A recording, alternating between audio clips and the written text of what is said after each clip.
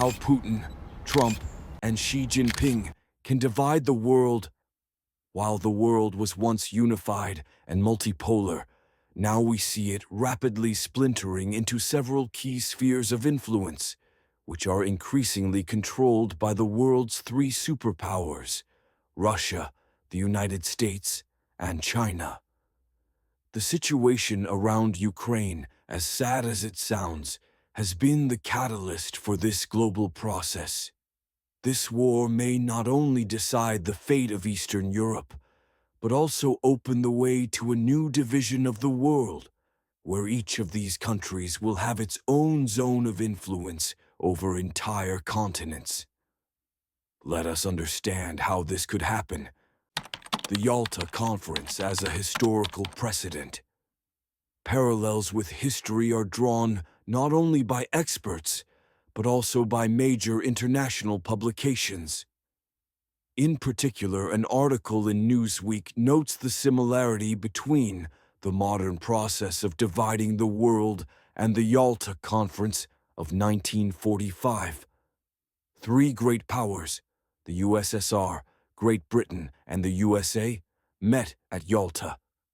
At that time, the fate of the countries of Eastern Europe, at that time divided between the Allies, or rather, between the Eastern and Western blocs, was decided.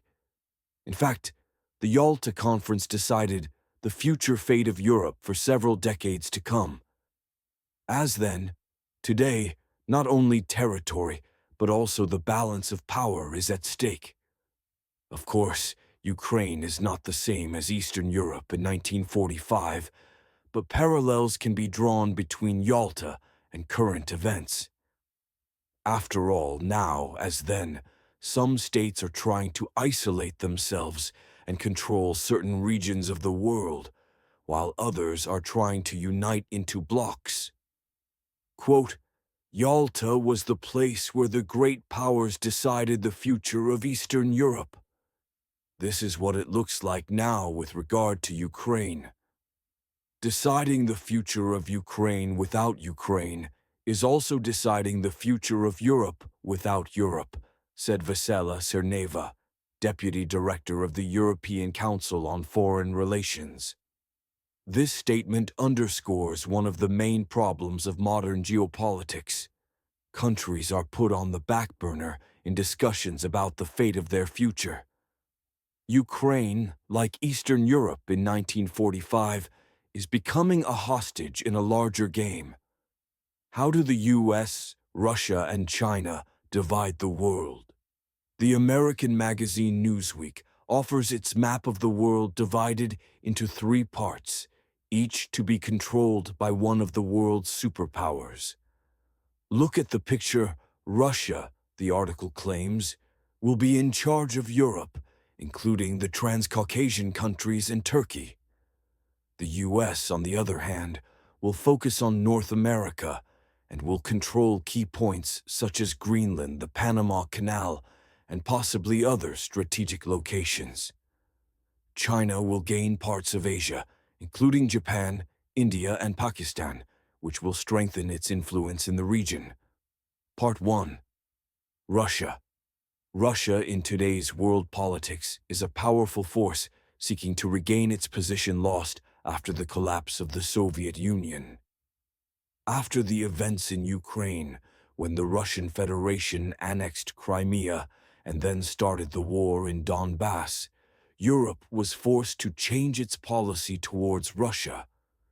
However, to this day, some European countries remain in Russia's sphere of influence, such as Bulgaria, Hungary, and other countries with strong energy and economic ties to Russia. In addition, Russia continues to build its military might on the European border, which hardly allows us to talk about the warmth of relations between Moscow and Brussels. In turn, Russia is already actively building alliances with countries such as Venezuela and Syria to create a counterweight to the West. Thus, Russia's sphere of influence could be truly wide-ranging. Part 2. US. As far as the US is concerned, America's strategic interest in recent years has manifested itself in strengthening its position in other parts of the world. Trump has declared his intention to increase his control over Greenland. Although his attempt to buy Greenland was rejected, U.S. interest in the region has not waned. America continues to be the largest economic and military power, controlling much of the world's sea lanes and influencing the decisions of most international organizations, such as the UN, NATO, and the World Trade Organization. Part 3. China. One of the most significant players on the world stage remains China. In recent decades, China has seen its economy grow impressively, becoming the world's second-largest economy after the United States. But Chinese influence extends beyond the economy.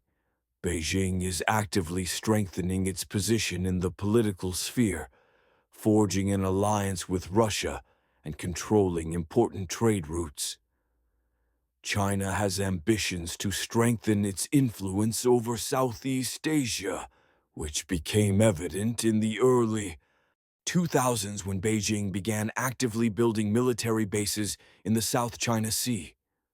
In 2020, China became the world's largest economy in terms of trade with Africa and Latin America, which also increases its political weight on the international stage. According to analysts, China may have an advantage in its strategic partnership with Russia, and this partnership could play a key role in the future division of the world. Ukraine's prospects in the New World Order. One of the most striking examples of the struggle for geopolitical influence is Ukraine.